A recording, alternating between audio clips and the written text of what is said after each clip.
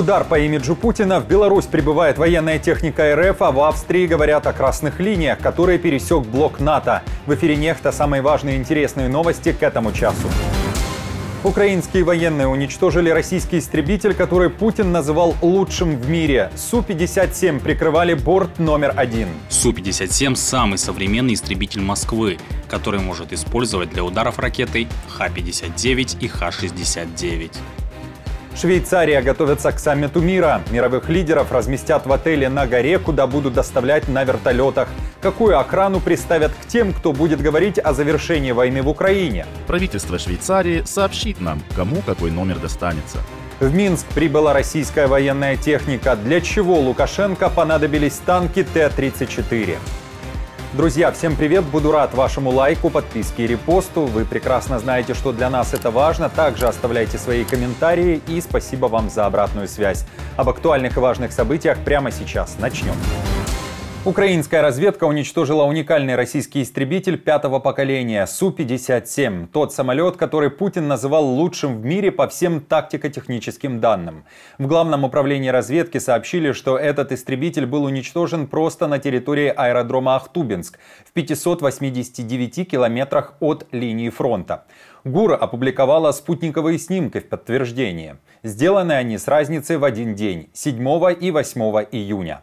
На снимках видно, что 7 июня Су-57 стоит целый, а уже 8 июня возле него появились воронки от взрыва и характерные пятна от пожара, который возник в результате огневого поражения. Су-57 – самый современный истребитель Москвы, который может использовать для ударов ракетой Х-59 и Х-69.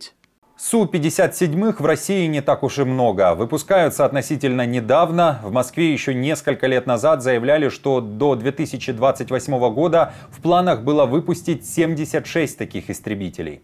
Путин, кстати, имеет свою особую историю с этим самолетом. 5 лет назад кремлевский диктатор прилетал в Ахтубинск, и именно тогда его борт номер 1 встречали 6 самолетов Су-57. Федеральные каналы тогда широко освещали данное событие как нечто фантастическое.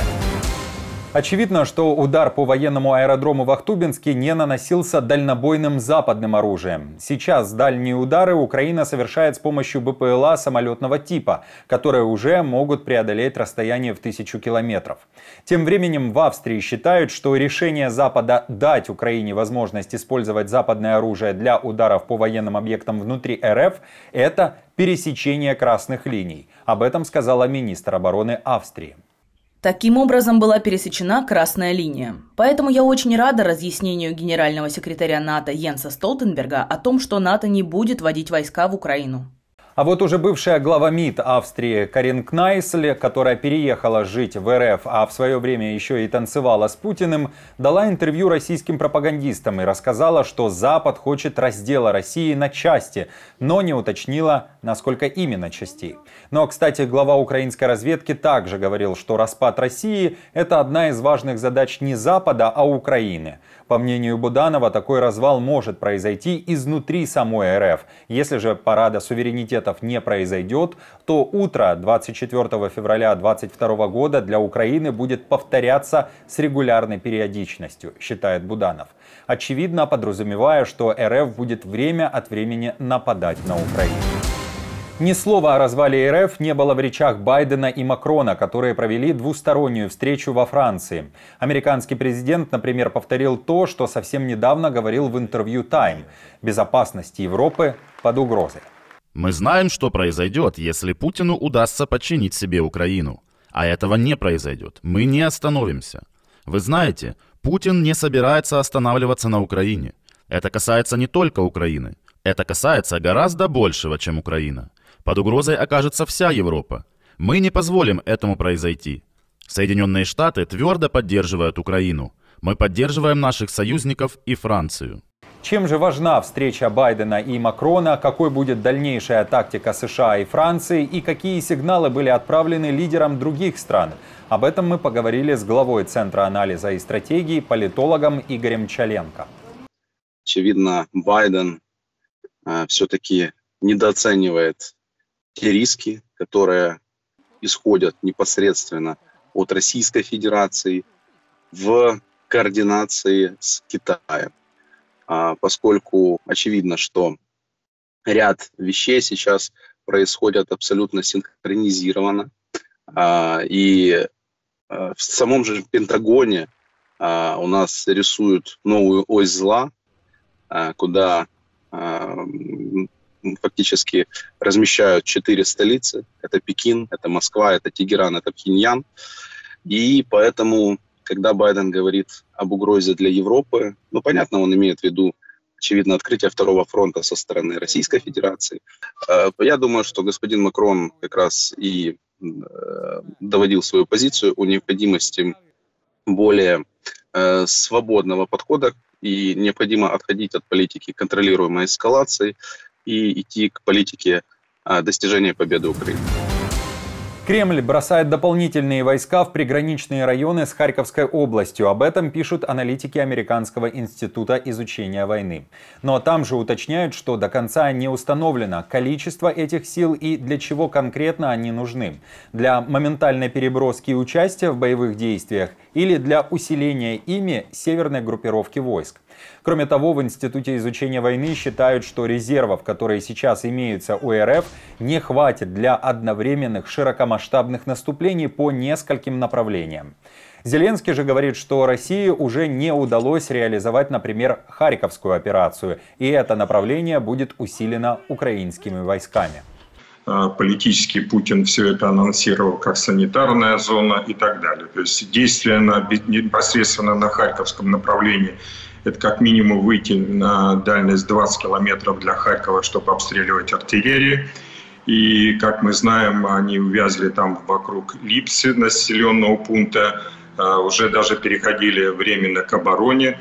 И поскольку в лоб не смогли взять этот населенный пункт, пытаются обходить с флангов, и тоже это им не удается. Второе направление, северно-восточное, именно на Вовчанск.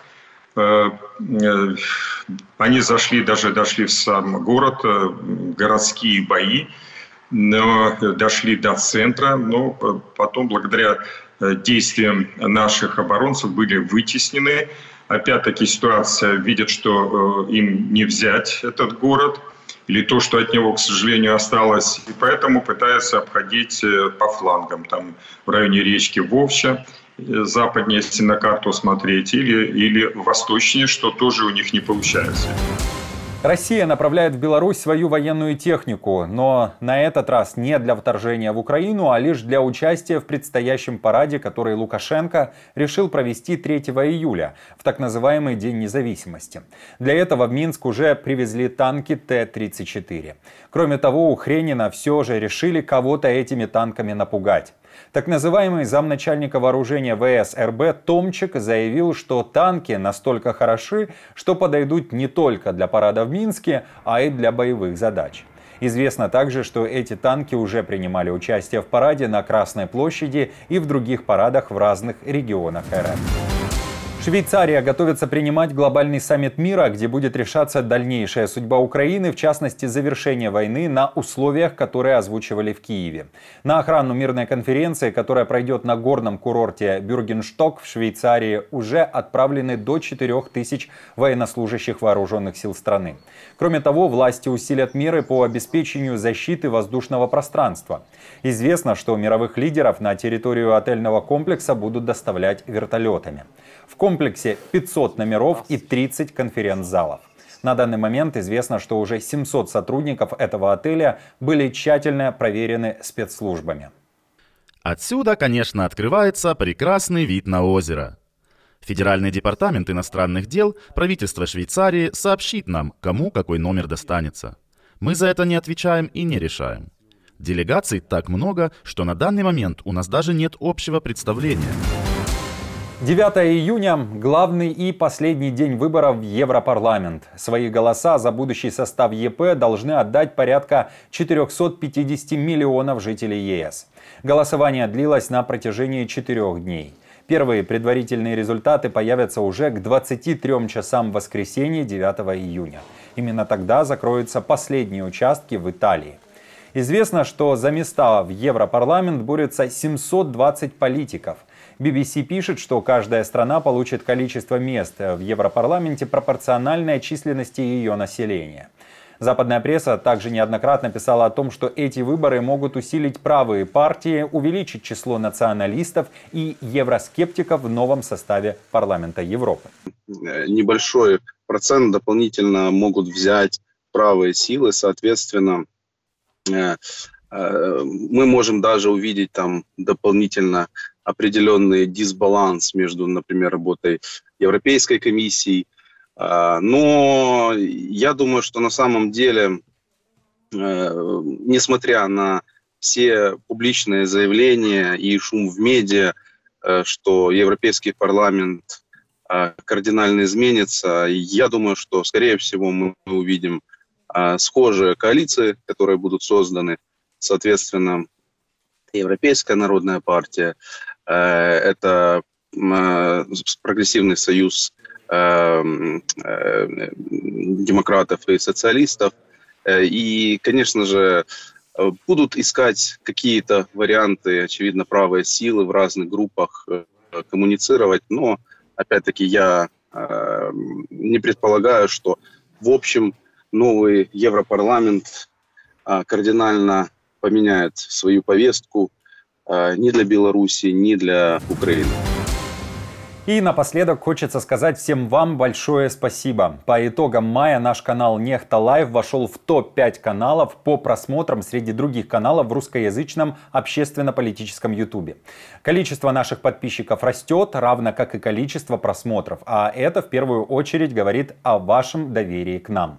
5-е место. Еще один белорусский проект Нехта Лайв. Почти 35 миллионов просмотров и плюс 6 строчек вверх. И еще больше интересного и качественного контента, видео без цензуры и рекламы и, конечно же, отдельные приятные бонусы для самых преданных наших поклонников.